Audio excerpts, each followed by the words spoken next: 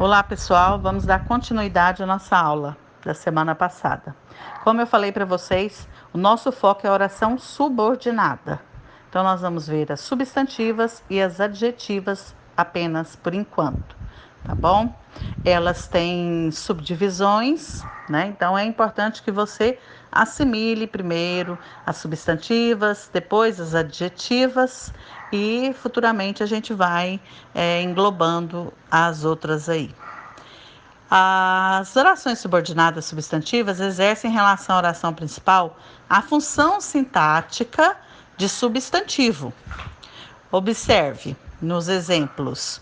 É necessário que você estude. É necessário o quê? Eu não tenho um sujeito. É necessário, não tenho sujeito. Então, que você estude, eu preciso dessa segunda oração, né? Então, a primeira está subordinada à segunda, porque a segunda acaba sendo o sujeito da primeira. Por isso que ela seria definida como uma oração subordinada, substantiva, subjetiva, de substantivo, ou melhor, de sujeito. Já número 2, preciso quem? Eu preciso. Né? Tem um sujeito aí. Então, eu preciso saber. Está completo? Não está completo. Eu preciso de um complemento. Eu preciso saber se você está bem. Então, perceba que cada uma das partes desses períodos compostos possui uma relação de subordinação, de dependência com a oração principal. Então, no período 1, a parte destacada exerce a função de sujeito. Assim, essa parte é uma oração subordinada substantiva subjetiva, como eu já te disse. E no período 2, como o trecho destacado funciona como um objeto direto do verbo transitivo saber, essa oração é definida como uma oração subordinada substantiva objetiva direta. Tá bom? Então vamos analisar agora cada uma das funções das orações subordinadas. Oração subordinada substantiva subjetiva, aquela que exerce a função de sujeito da oração. Então, se ela exerce a função de sujeito da oração, a oração não terá sujeito, a princípio, né? Então, é por aí que você tem que começar analisando. Exemplo, convém estudar mais para a prova. Oração principal com verbo unipessoal mas a oração subordinada substantiva direta. Convém. Quem? Não tem sujeito. Então, estudar mais para a prova, né? Eu, você, nós, então convém que estudemos. Ela é uma oração substantiva, subjetiva, ou melhor, substantiva, subjetiva, isso mesmo. É necessário que faças a cirurgia urgentemente. Também não tem um sujeito. Tem um verbo de ligação é, mais o predicativo do sujeito, né? Necessário. É necessário o quê? Que faças a cirurgia urgente. Você. Que você faça. Então, eu estou dando um sujeito para a minha oração. Então, ela se torna uma oração substantiva, ou melhor, subordinada, substantiva, subjetiva, por causa da função de sujeito da oração. Esse aí, eu vou dar umas dicas para vocês. Existem algumas estruturas que auxiliam a identificar uma oração subordinada, substantiva, subjetiva, né? Se você não conseguiu pegar ainda. Então, quais são essas estruturas?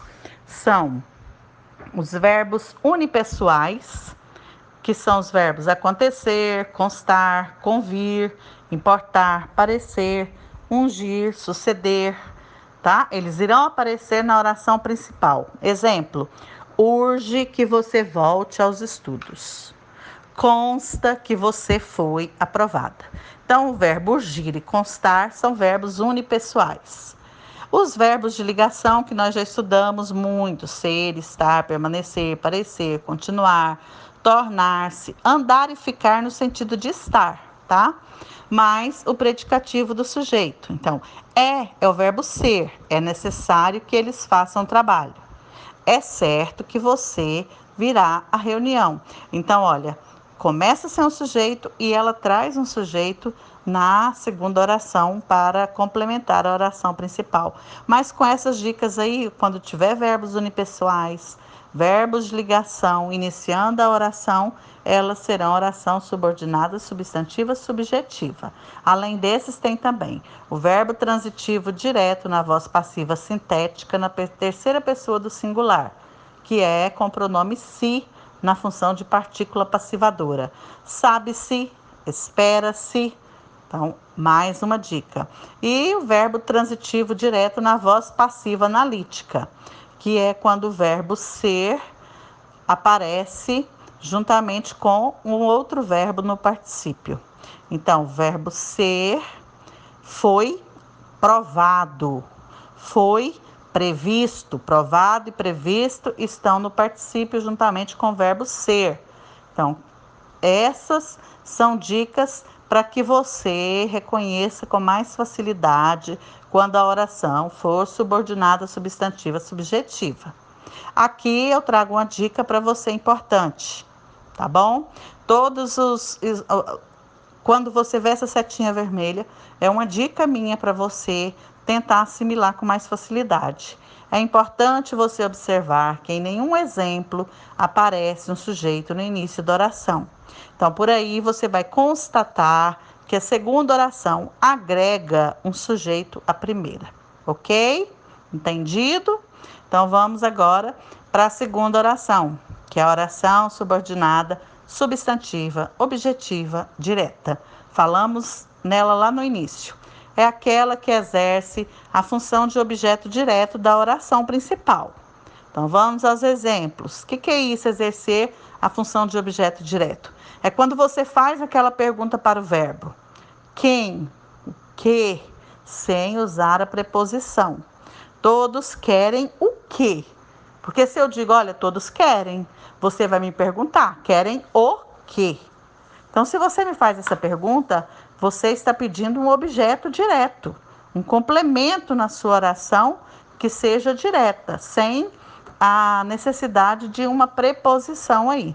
Então, a oração principal com o verbo transitivo direto, mais a oração subordinada, substantiva, objetiva, direta. Essa oração complementar, ela será classificada como subordinada, substantiva, objetiva, direta.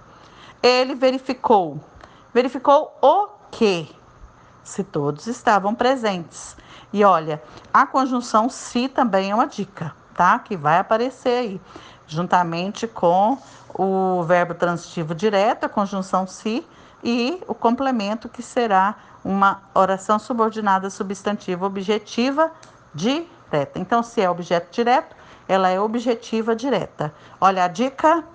Observe que a oração principal tem o sujeito, né? Nos dois exemplos aí. E o verbo pede um complemento, ou seja, um objeto. O verbo é transitivo direto, por quê? Porque esse complemento não tem preposição. Logo, o objeto é direto e está na oração subordinada, substantiva, objetiva, direta.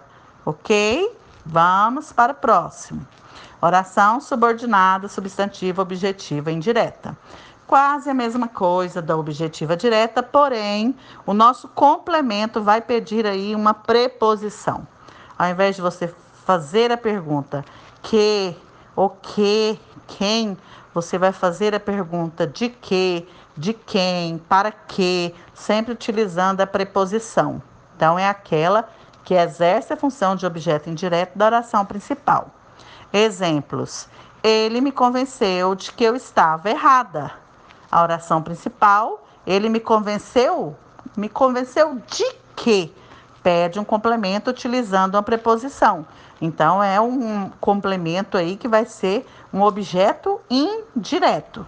Se o meu objeto é indireto, a minha oração é subordinada, dependente, né? Substantiva, objetiva, indireta, ok? Olha a dica. Observe que a oração principal tem o sujeito e o verbo pede um complemento, ou seja, um objeto. E esse objeto, o verbo é transitivo indireto, por quê? Porque esse objeto é indireto, devido à preposição, que aparece aí nas orações, tá? Na pergunta que você vai fazer para o verbo. Está, então, significa que esta é uma oração subordinada substantiva indireta, ok? A oração substantiva, ou melhor, subordinada substantiva completiva nominal, é aquela que exerce a função de complemento nominal. Exemplos: tenho medo. Tenho medo de quê? De dirigir. Tá bom, eu tenho medo de dirigir. Mas eu tenho medo de dirigir em que situação? À noite. Então, a oração principal, com o verbo transitivo direto, né? Tenho medo de quê? Então, é um objeto direto. E a oração subordinada, como pede aí também de dirigir à noite, o complemento nominal, a oração subordinada, substantiva, completiva, nominal. A oração subordinada, substantiva, completiva, nominal, ela completa o nome. Um nome que pertence à oração principal. Ela vai vir marcada pela preposição, mas não será um objeto indireto. Por exemplo, restou a saudade do que vivemos. Restou a saudade disso. Então, quando você substituir tenho medo disso, restou a saudade disso, a oração principal com o verbo transitivo direto de que?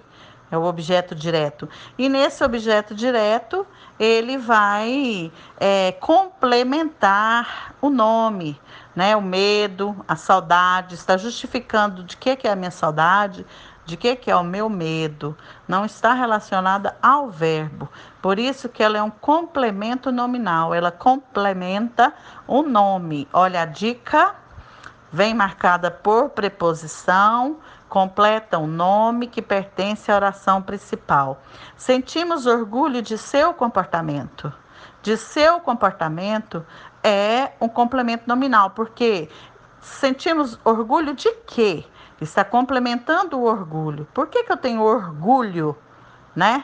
Eu não tenho vergonha, eu tenho orgulho. Orgulho do seu comportamento. Então, o seu comportamento está complementando o nome. Então, complemento nominal. Sentimos orgulho disso. E assim nós temos a oração subordinada, substantiva, completiva, nominal. A oração subordinada, substantiva, predicativa. Aquela que exerce a função de predicativo do sujeito da oração principal. Os exemplos: meu medo é. Meu medo é o quê? Que você não volte. Então, esse é um predicado, um predicativo do sujeito.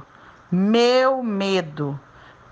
De que eu tenho medo? De que você não volte. Então, está complementando esse predicado, ele complementa o sujeito.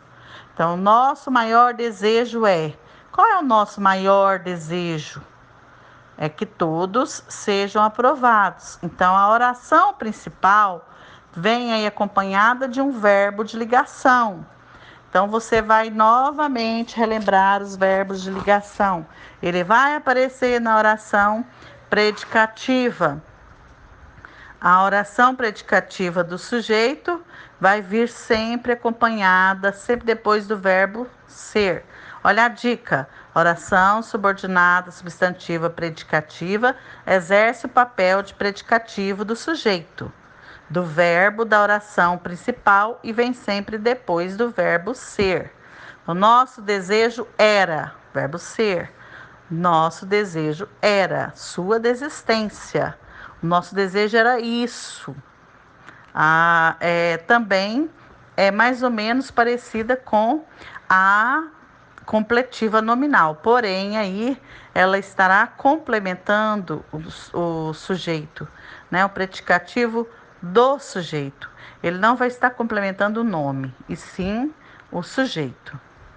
A oração subordinada substantiva positiva. Essa para mim é a mais fácil, não tem muita dificuldade nela, porque ela sempre vai aparecer depois de dois pontos, vírgula, ela vai aparecer entre vírgulas, né?